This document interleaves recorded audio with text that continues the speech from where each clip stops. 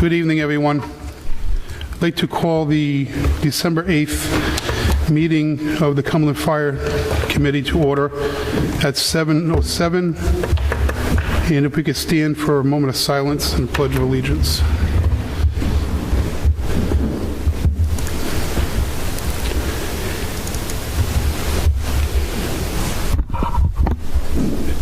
In the moment of silence, if we could, to remember the tragedy in Worcester, the Worcester 6 that so many years ago with in that empty mill fire that took their lives.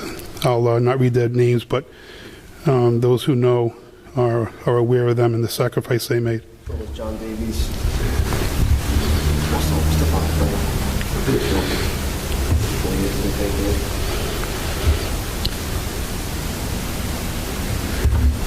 I pledge allegiance to the flag of the United States of America and to the republic which stands one nation under God, indivisible, with liberty and justice for all.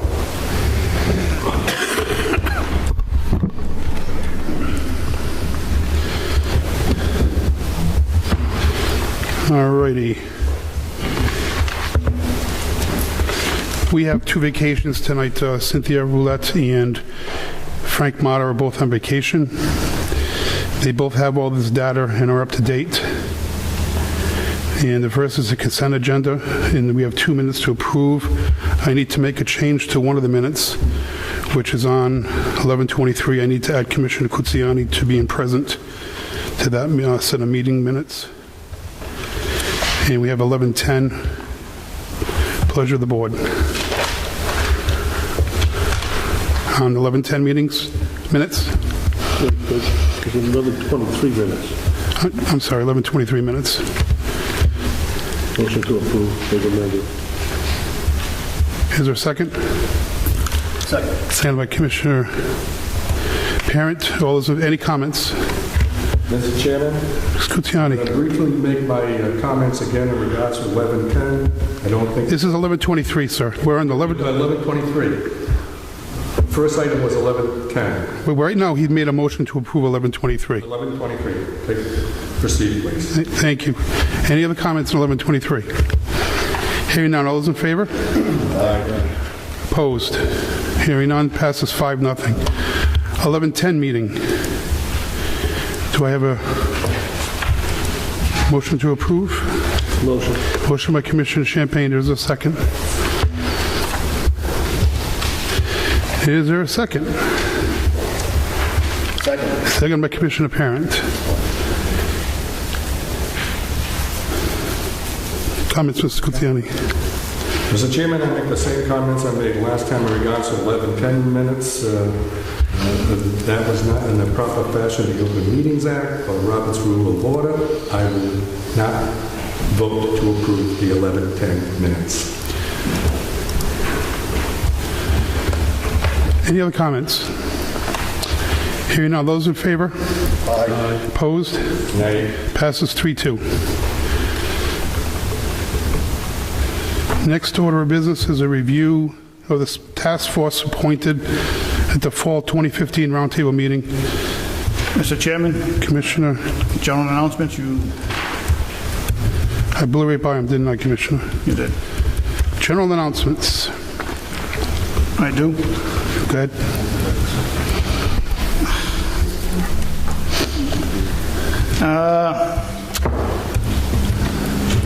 My announcement in this clause is related to the Valley Breeze story last week when the audit was released. Mr. This is not the proper time for general announcements like that. If you've got comments like that, save it to the end of the meeting under public input. We're not going to discuss the Valley Breeze article prior to the meeting. We have things to do. No, this You have a general announcement of activities happening in the town or in your district. This article was an attack on the Valley Well, Falls. Mr. And I am not going to sit here and let Tom Bruce attack the Valley Falls. Well, I'm sorry, that's not in order. I don't care what you think's in order because...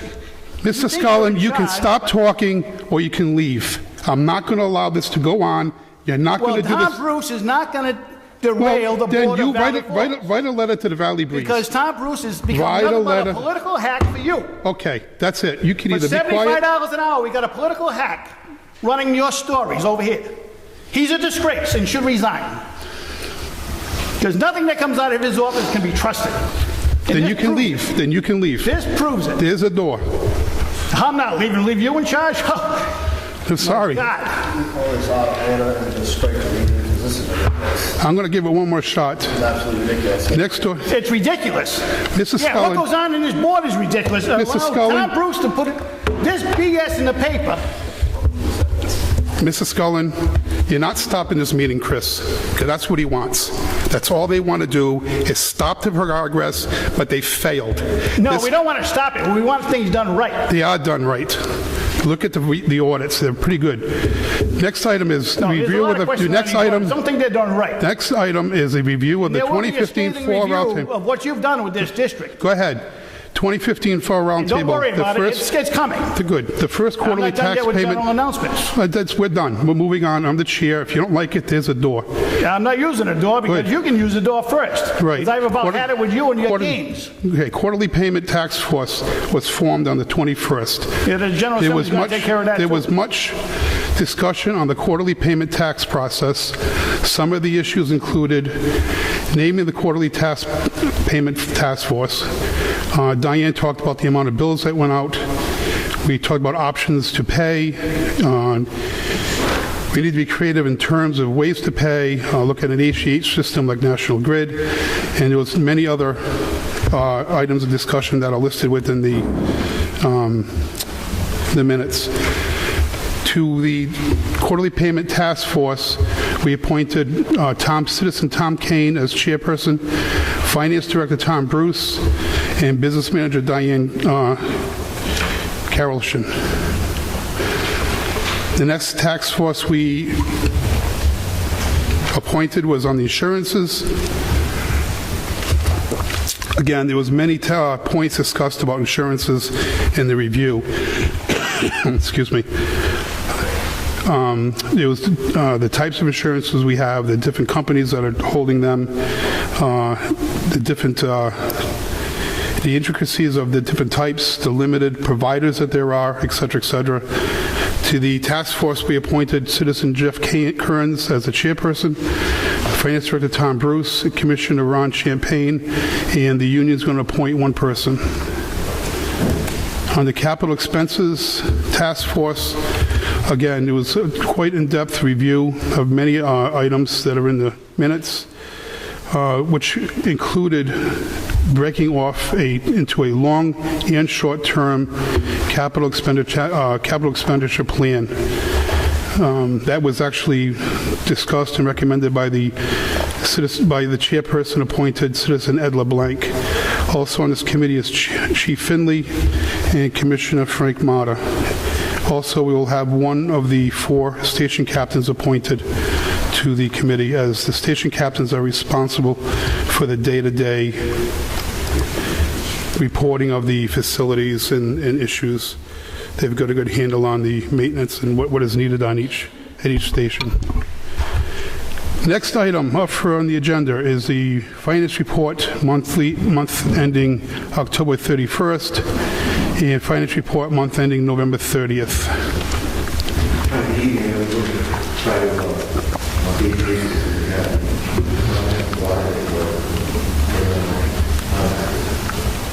During October and November, approximately 3% of tax was collected on the approximately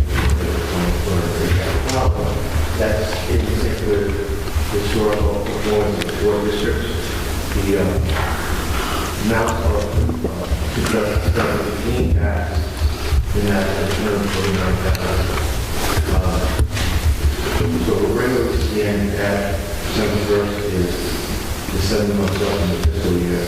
We have 14% of the revenue collected. The amount of money is approximately $900,000.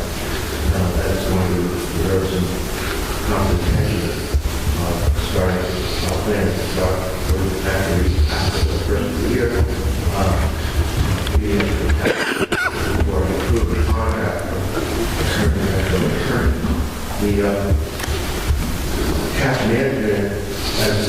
into the third and fourth quarter, we're going to go to that cash management and management model that we have to administrative planning function.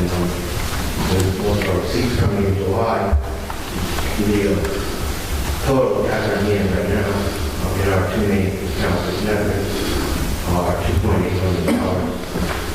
Most of that's in the state. The completion of the audit is going to give us a green light to take the next step with our banking transition because the cash account will be well defined by the audit and we're not going to have to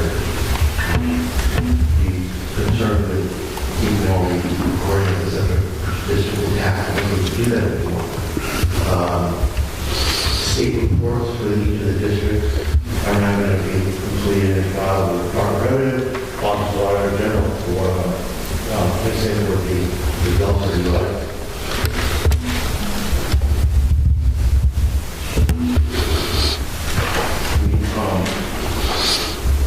One of the reports we had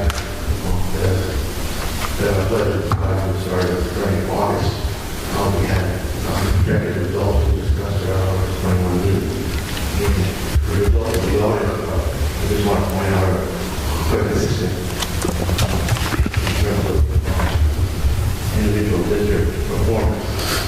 And we knew that with that plan, we were in total okay.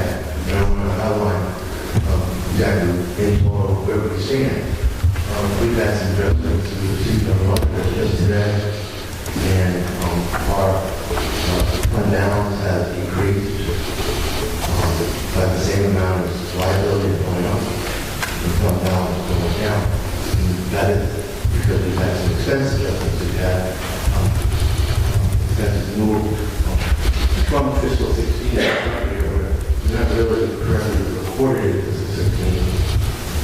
We've got some of the expenses we're talking about the more last year, the year before. So, of course, that's not correct. So, we are confidently correct to the auditors and that adjustment about $280,000. Our grand total fund balance of an operating deficit townwide.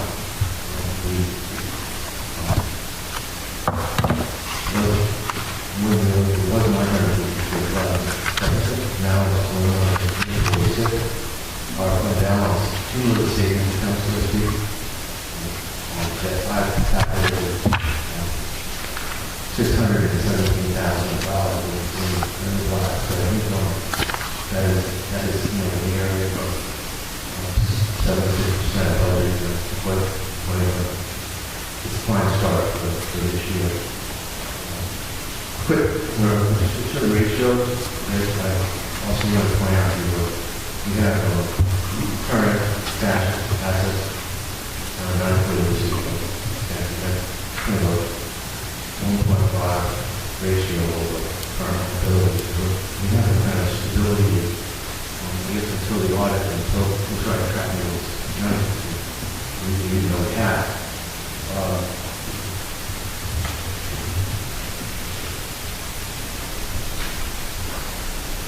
The memo of the cap and questions, answers to questions that we speak. Regarding the draft statements for the city November 21 at the meeting at the library. And in that memo of the table, on page 3, and that's the table of the current bottom line, 950,000 operating expenses. Now it's 1.146.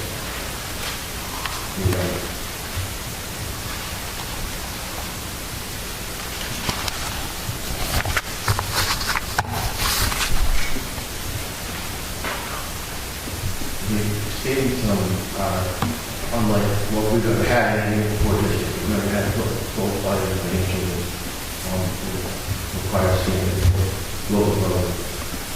Gas is 34, point to an explanation that included in the packet.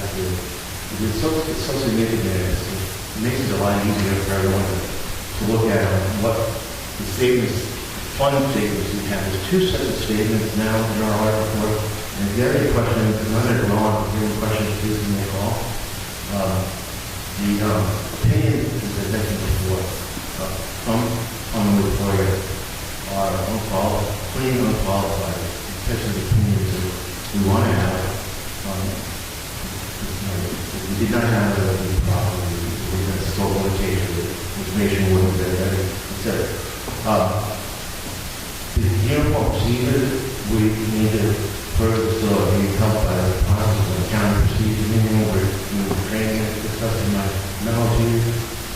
We're training internally with accounting staff, credit staff, and at the same time, we're able to, and I have fine-tuned procedures so that they really fit criminal affairs to the team. I want to firmly indicate to the positive note. All of our banking activity has a total impact currently on very few positive. Now that the credit unions have established a compensated thousands of program where they go security purchase each day. This does not cost this any money, but what it does is, as you're aware, by $250,000 of positive maximum coverage for both FDIC and for the NCUA. This agreement we have actually covered up to $5 million, and we can increase it at any time. So all that, I focused in the narrative reports on regular salaries, in terms of the law, health insurance, tax revenue, and they are my target in the consideration one, but I think I will document that to you and provide you with the information and facts. Banking or accounting records or private banking with an asset. I gave you some asset and feel free to be involved now about your questions or some additional information related to that. Thank you, Mr. Bruce. Just a note on the November 30th month-end reports. I want to thank the Finance Department for the extra work in getting them out so quickly. Our next meeting is until the end of January, and we didn't want to be reviewing numbers that old. So we'll be on point now with our next meeting. The end of January, we'll be looking at December figures. And obviously, because we've gone to one scheduled meeting, doesn't mean we can't call an emergency meeting if something comes up financially. So I'd like to thank the Finance Department and for all the extra work to get that done. It's much appreciated. The responders to the information needed by the all hands on deck. Not the individual, it's also our staff, great, and the audit team from Cumberland was very flexible and helpful and telling us exactly what we need to get. Any questions for Mr. Bruce? Mr. Chairman, if I may. Sure. Mr. Bruce, I appreciate the itemization of the various checks that were written. It appears to be two different checking accounts. Correct me if I'm wrong. There's something, an FNB, HRA checking, and then the Navigant operating, correct? On the list of checks that were attached to our meeting package. There were two, it appears to me that there might be two different checking accounts that were used to write some of those checks that appear on those itemizations. One was a Navigant. I can't hear you, I'm sorry.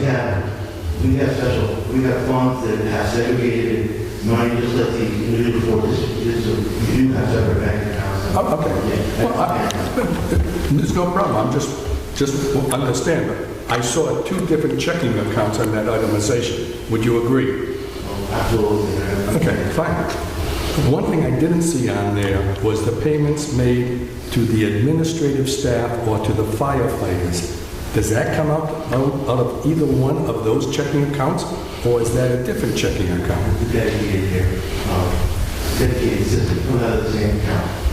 We are using the same account for all expenses and payroll, but it comes out of what we utilize the accounting system to generate just those expense checks. We don't have a system.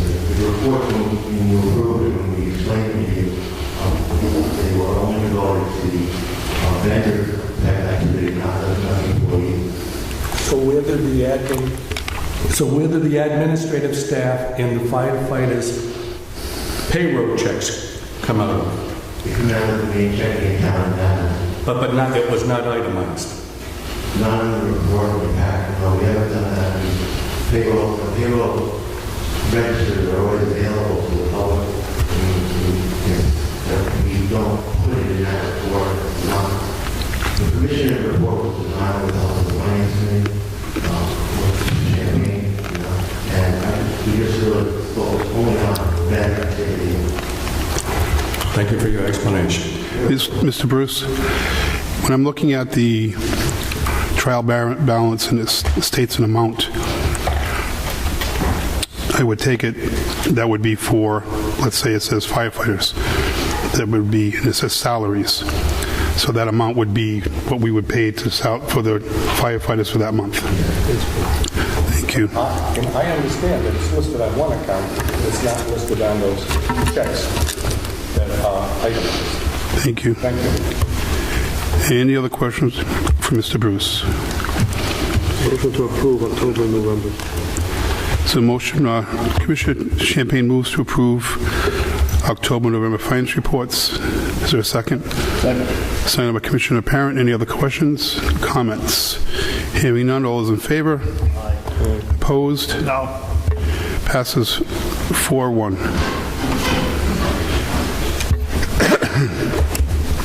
The next item is for the fiscal year 2014-2015 audits for the Valley Falls, the Cumberland Fire, Cumberland Hill, and North Cumberland Fire Districts.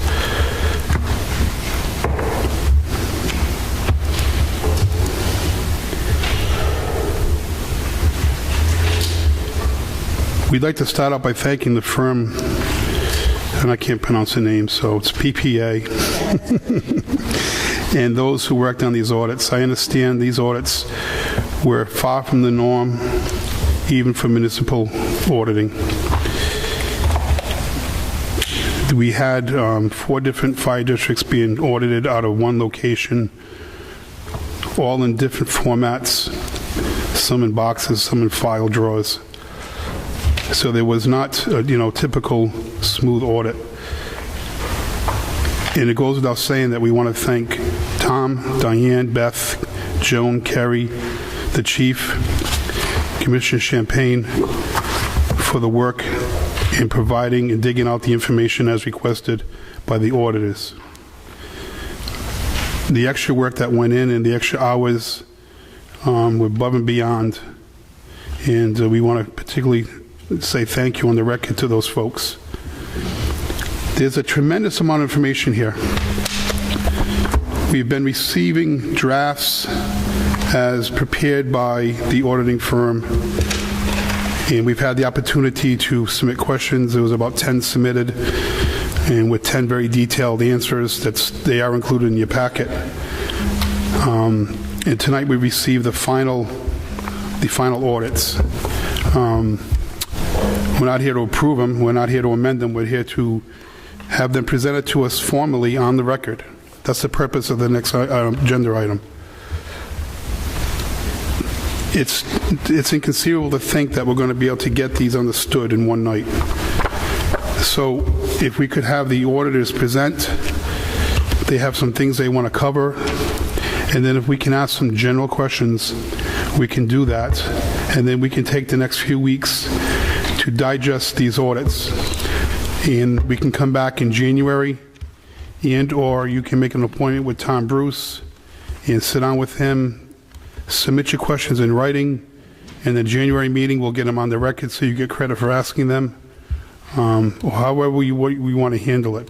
But to think we're going to get through these audits tonight is not conceivable. I did want to get them presented formally on the record so we can stop saying draft, and we can start publishing these. We're going to turn them into a one-book audit and make up copies available at this headquarters. We'll make them available by electronic submission. We'll post them on the website, and they're an open book. They will be available, and I've asked Tom to be available to taxpayers, to commissioners, to whenever we need to meet with them to review or answer any questions. It's very important that we maintain the level of transparency that this committee has established, and we'll be doing that. So at this point, I'd like to turn it over to the auditing firm, Joanne. If you can come up. Okay. Just make sure that you speak directly into the mic, because we record these and you don't make the camera, but your voice is picked up. I would like to thank all of the people that the chairman just thanked, including the chairman and the commissioners. It was a first-year audit, never been done before audit, and I would have to say that Tom and his staff and the chief were very, very cooperative with us and helpful. So we do appreciate that. And I thought it would be of interest to people if I talked about some of the compliance testing that we performed, as opposed to getting into the numbers, because I would have to agree with the chairman that there's just a lot of numbers and there's 4 reports, and I think people can understand when we talk about the things that we looked at and what we may have found.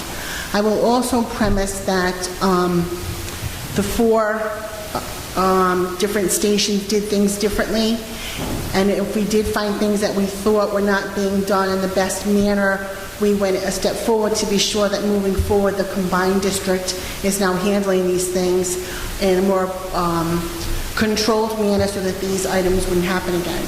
There are none of these items that are earth-shattering. They're just things that we found as we did the testing. We tested cash receipts, we tested cash disbursements, and we tested payroll I would say in bulk, 60, 70 transactions in each of the stations. So, and I will not pick out one station over the other. I'll talk about them all in the aggregate. As far as the payroll, we did select people from the payroll register. We agreed them to their labor contracts. We agreed them to timesheets. We agreed them to overtime sheets. We recalculated their longevity rates. We recalculated their overtime rates, the holiday rates. And for the most part, everything was up to snuff. We had a few transactions with overtime where they weren't approved. People are on vacation, people are missing, they weren't excessive overtime. We spoke to the staff, and moving forward, I'm sure that will be a priority item that will not reoccur.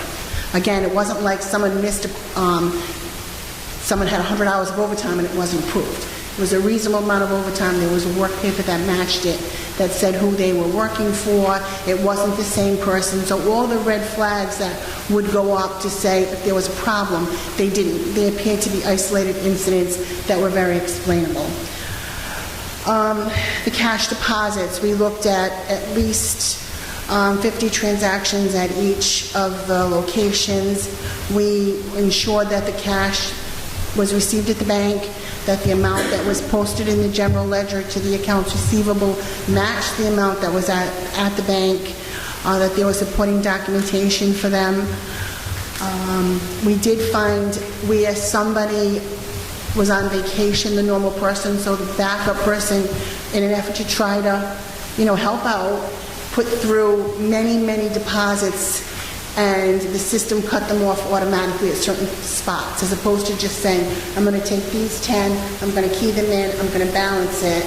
They continued beyond the capacity of the the general ledger package. So there was some additional reconciliation that we had to do, but again, it was because someone was on vacation, someone was following up. In the end, it was fine. We did have one check that was not deposited on a time, well, it appeared to not be deposited on a timely basis. The check was dated, I'm going to give a fictitious date, 12/31. It wasn't deposited until 1/31. The problem is that it was the check date. The accounting staff doesn't record the date it was received. So I don't know who held the check. The check could have been held by the person who was submitting it. It was a claims check and not a tax receivable payment, or it could have been held by the district. There was only one out of the 60 that we did in each of the stations. We did have minor, and I will say minor, at one time I was on the other end doing these things, and you do deposits, you transpose numbers. We had a few deposits that were off less than $1 from the bank to the book. To me, those are clerical items. We weren't going to kill it. All the tax payments were recorded. They were recorded properly in the general ledger. We found in some cases there may have not been the proper split between interest and payments, but again, it was recorded, so the aggregate number was correct. It was immaterial. The cash disbursements, we found everything to be in very good order. There was one instance, again, we did about 60 transactions in each of the stations, and we found one particular invoice that was not approved. It was processed, but it didn't have the appropriate approval. And we found another instance where something had been paid both online and by check. There was 2 of those items, and one of them, the check was returned to the district. The vendor realized they'd already been paid and returned the check. Or the check wasn't cashed, so I'm not really sure if it was returned or they recognized it and it wasn't cashed. So those were, for the most part, the things that we found during the testing. The other thing that popped out to us is there is a state law about remitting old outstanding checks to the treasurer of the state of Rhode Island so that they can advertise it in the newspaper to tell people, you're on this list, you may have funds available to you. There were some old outstanding checks that hadn't been remitted to the treasurer. That is a law in the state of Rhode Island.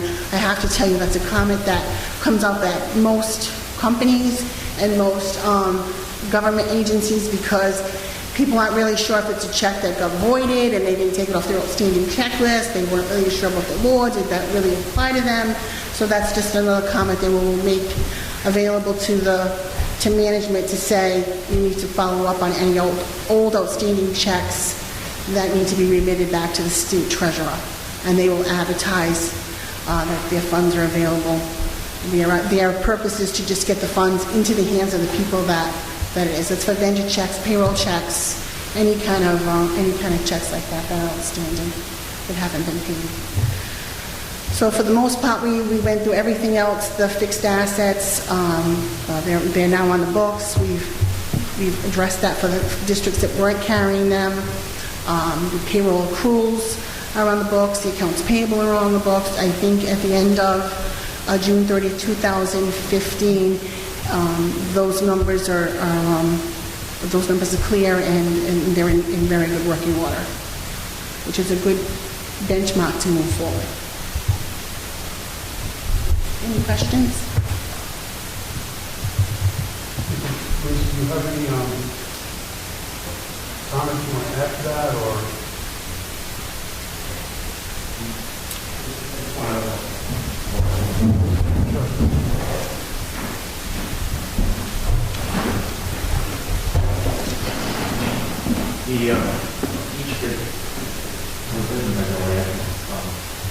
One of the challenges here is, I personally didn't anticipate much, was each of the 4 districts was different chemistry, different set of students, and that to me is the engagement for the audit, also the client perspective, and the audit challenging. The reporting that you see tonight, again, I explained it earlier, there are districts that have performances that are placing their fund balance, their cumulative balance into negative status, and that should be noted in the work session. We should talk about the details of all of the savings coming together, including fixed assets and liabilities. And we do want to have a separate meeting at some point. The better way to have components of the balance sheet helps. Very good. Thank you, Mr. Bruce. Are there any general questions for the accountants that while they're here? Mr. Chairman, if I may. Sure. Thank you.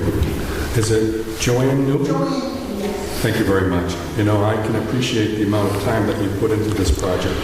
Just so I can put it in perspective, to get the document tonight, it's awful difficult to pose questions. I'm not being critical. Oh, no. I understand wholeheartedly. I mean, we've been working to meet and I would agree with you. Thank you. Now, I know your agreement with the Cumberland Fire District that this document was supposed to be prepared by September 30. Yes. And that was a wonderful goal. It was a wonderful goal, but we were still getting our work, trying to go through everything. We didn't start at the beginning of September. You have to give people a certain amount of time to close their books, and then it was a wonderful goal. And I don't doubt that, and I do remember going to the station, and I thought it was in August when your people were there. Yeah, we might be doing something. But did you notify the Cumberland Fire District that you were going to need more time? We kept in contact with Tom, so Okay. we are where we were. In the Auditor General office, yes. Yeah. We did keep in touch with everybody. Is it possible, now that we have this report for the first time tonight, and going through it, and there's no way I'm going to read it in 5 minutes. No. Thank you. I told you. Is your firm going to be available to come back in January? At the chairman's request, we will gladly come back if that's what we can do. Well, I'm going to ask that the board at least put you on notice to come back for the January meeting, because again, as we've just discussed, I can't assimilate this. To be perfectly honest with you, even if I came and did one report, we would have to do 4 reports. Speak into the mic again, please. Oh, I'm sorry. Given that there's 4 reports, it would be difficult to get through. To get what? It would be more, you need more time to get through 1 report, let alone 4 reports. I don't see the management letter here. No, that wouldn't be issued. We gave a draft of that to Tom, so Tom does have that. It is your standard management letter. There are comments about that we wrote journal entries, what the journal entries were about, and other than that, we had no other difficulties. There was no disagreement with management. But that letter has been delivered? No, it's just a draft is going up to Tom. When will it be finalized? Probably by the end of the week. Can we get that letter prior to the January meeting? Oh, most definitely. We want to get everything off to the Auditor General as soon as we can, and to all the commissions.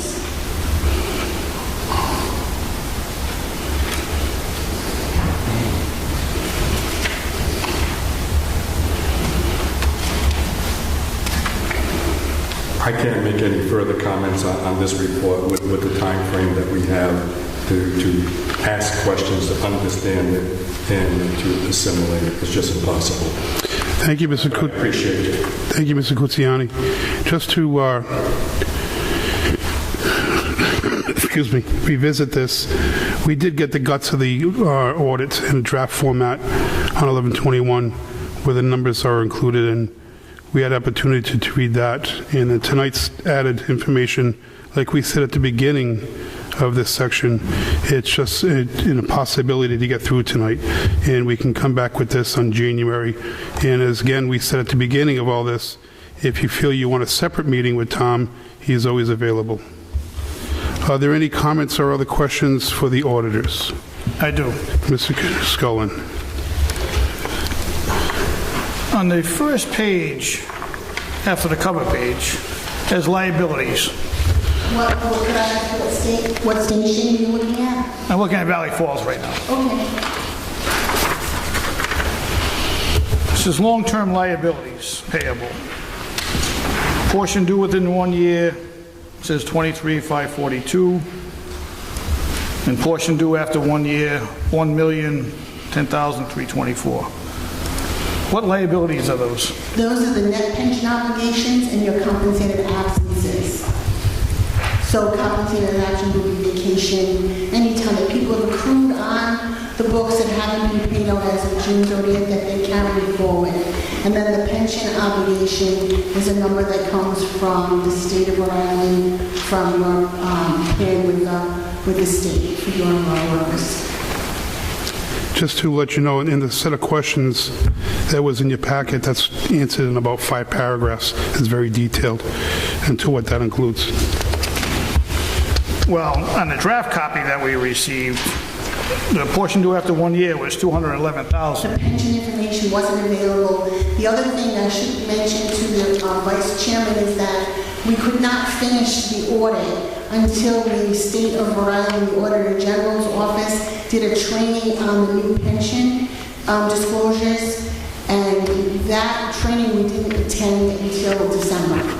So we didn't have that information from the state of Rhode Island until December. So we had to go back into the reports and put the pension obligation.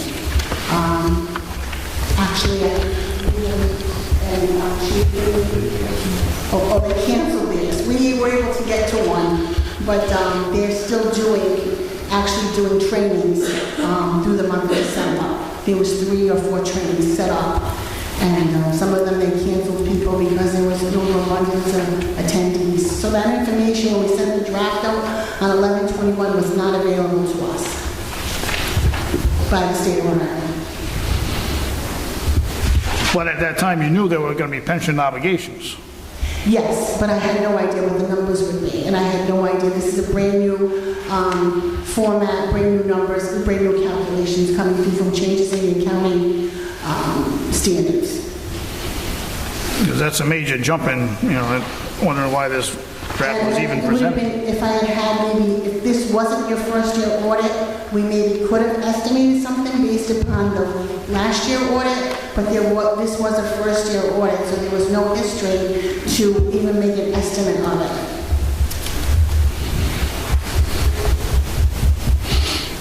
I'm glad I remembered that because I'm thinking, why did I take so long? But yes, we couldn't finish until we went to the training. Mr. Chairman? Wait till Mrs. Scullin's finished, please. Okay, All set? well, I just agreed that we definitely can't accept this report. We need a lot more It's been work. said 3 times, Mrs. Scullin. Thank you.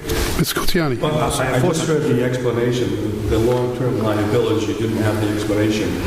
Is it referenced in the pages that you have provided, one way or the other, is by footnote or Oh, otherwise? the pension obligation, there's 3 pages of footnotes in the notes. In the notes, it specifically referenced Yes. that, like, as just mentioned, Valley Falls portion after 1 year was slightly over 1 million. It makes specific reference as a general rule for all 4 districts along those lines. It's in page 21. Page 21. There's several notes. Thank you. Hold on.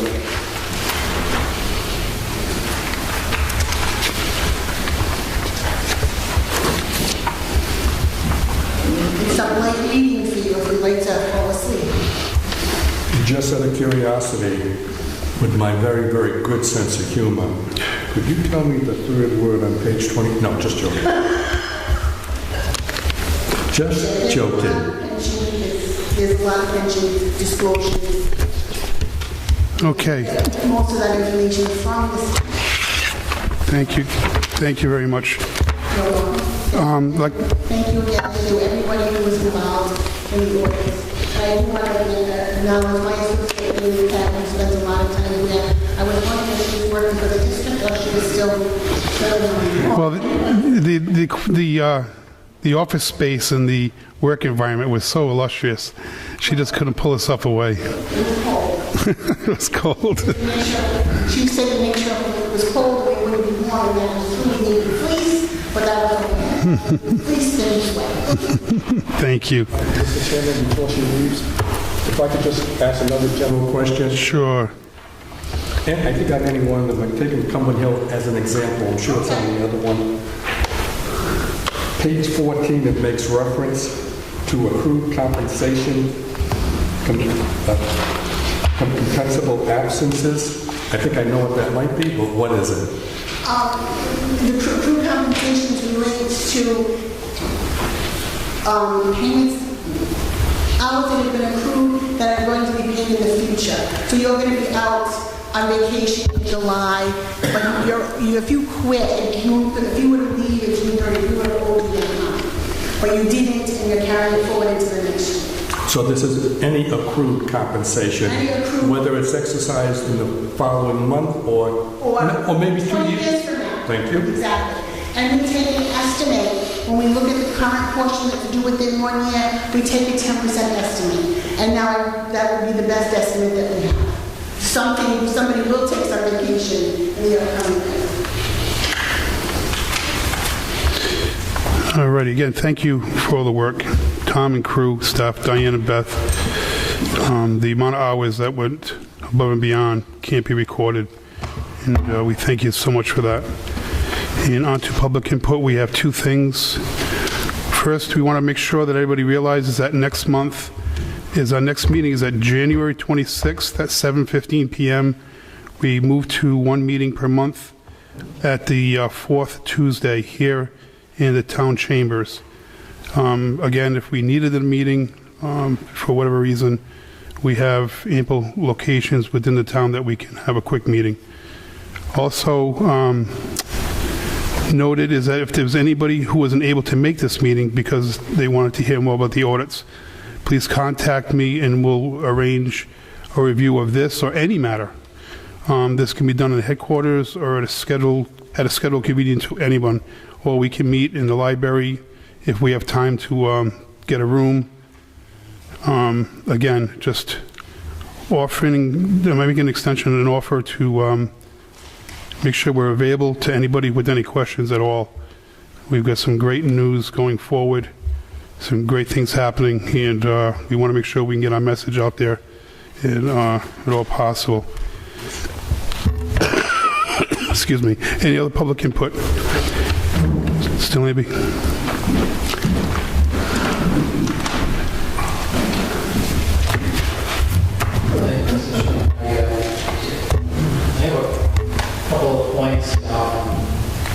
One or two of them, maybe I could ask the auditor while she's here. But you can ask the chairman. First, along the lines of Mr. Luciani's question to Mr. Bruce relative to what the reports do or do not include on disbursements, I think a simple monthly proof of cash showing the district's cash position at the beginning of the month, the taxes collected, less the disbursements paid, and the ending cash position. I think a nice monthly summary like that includes all disbursements would be very helpful. Is that for the auditor or for Tom Bruce? To be from Tom Bruce to the committee. I thought you were asking the auditor. I'm sorry. No, I have another question. Oh, okay. Thank you. I do think once the finance committee and the full commission and some of us residents look at the audit report, we may have some questions. So I would like to ask as a taxpayer that the auditor come back to answer questions publicly. I think Mrs. Kutsiani's question relative to the management letter was really he was looking for the internal control report. And I don't know if that was issued to the committee tonight or not. No, it wasn't, Mr. Lambie, please address the committee. The management letter was explained. It was sent out in draft format to Mr. Bruce. It'll be finalized by the end of the week. I'm asking about, not about the amended letter, and this is which I'm asking about the internal control report, the report regarding significant deficiencies and material weaknesses about our internal control requiring the government to account standards. Joanne. It's not part of this package, but it will be issued with the supplemental. I'm sorry, say it again. Oh, I'm sorry. It wasn't issued with this package, but it will be issued by the end of the week. Thank you.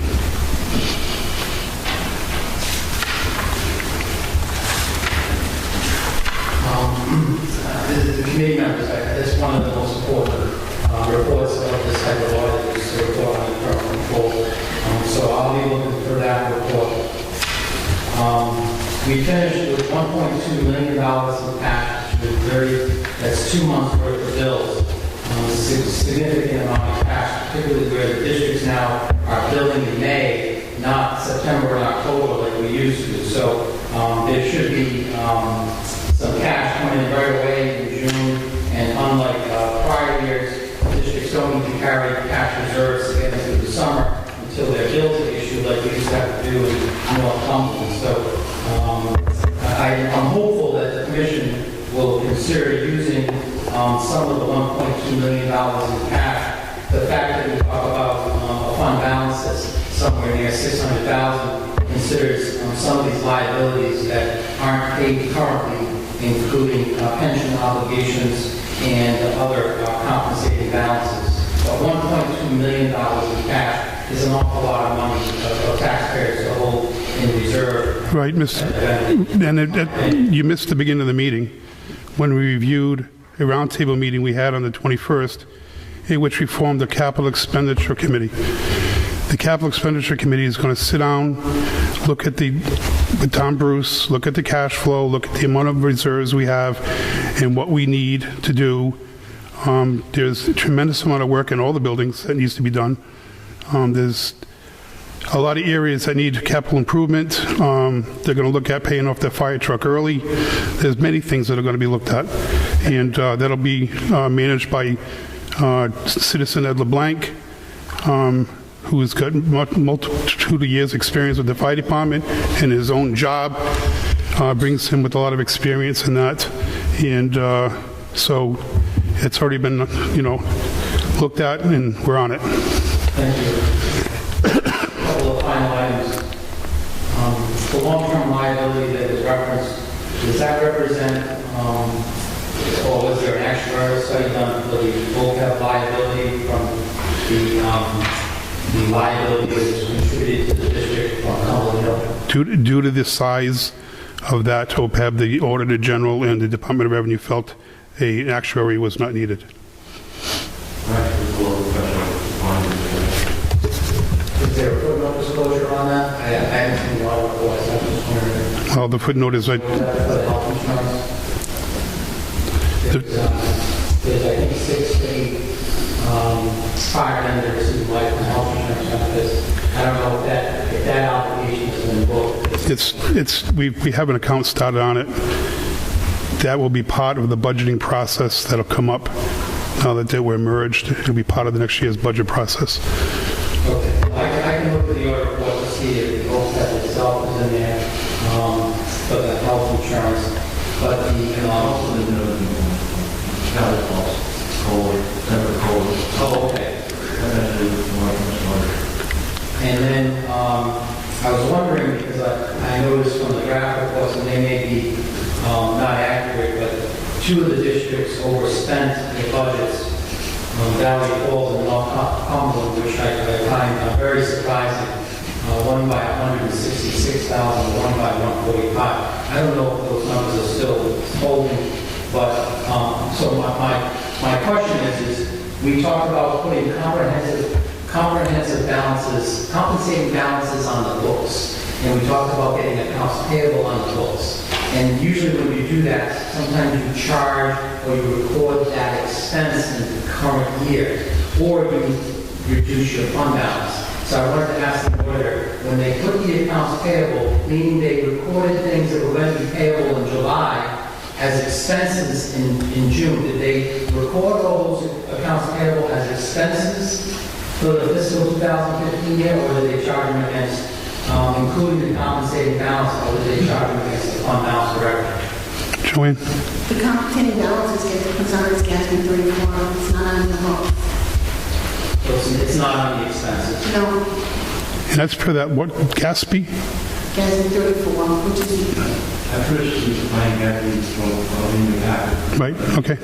and anything that we put on the payables, we would only put on payables that related to the fiscal year we were auditing. If it's an expense in 2016, we would have recorded it. Okay, so those expenses, normally the districts are really on a cash basis, so those, by booking those on, we can look at what the total is for that accounts payable line for the 4 districts. So when we add that up, it could be, I don't know, 100 or 200,000. It's not a huge number, but my point is those are expenses that the districts, when they did their budgeting and everything, and when you folks did your budgeting, you weren't reporting accrued expenses. You were just basically saying, what are we going to pay by the end of the year?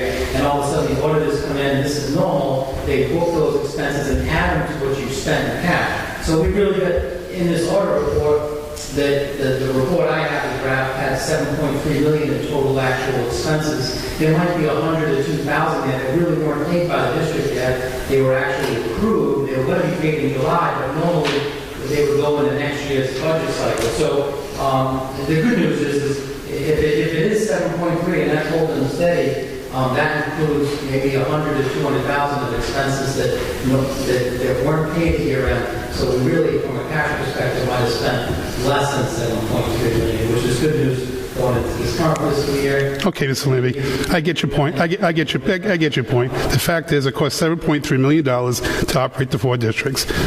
Well, my point According to the auditors that we just paid to audit the companies. Thank you. Thank you. and normally, Well, not normally, but the fact is, that's the way it worked. well, my point is, if you go to next year, you're going to find that you'll probably have a couple hundred, or you should have a couple $100,000 less in expenses at this time, right? And that was all I had for this evening, but I'm hopeful that after reviewing the report, we can meet. At the beginning of the section, again, I would just reiterate, we made that very clear. We also have an extra copy, Mr. Lambie. Before you leave, I'll give you a copy of the reports handout tonight, so you don't have to download them. And always willing to take a second opinion on them. Well, not a second opinion, because it's the audit is the audit, but answer your questions. Any other public input? Mr. Chairman? Mr. Commissioner, before we start, just know that Mr. Bruce is not a public figure.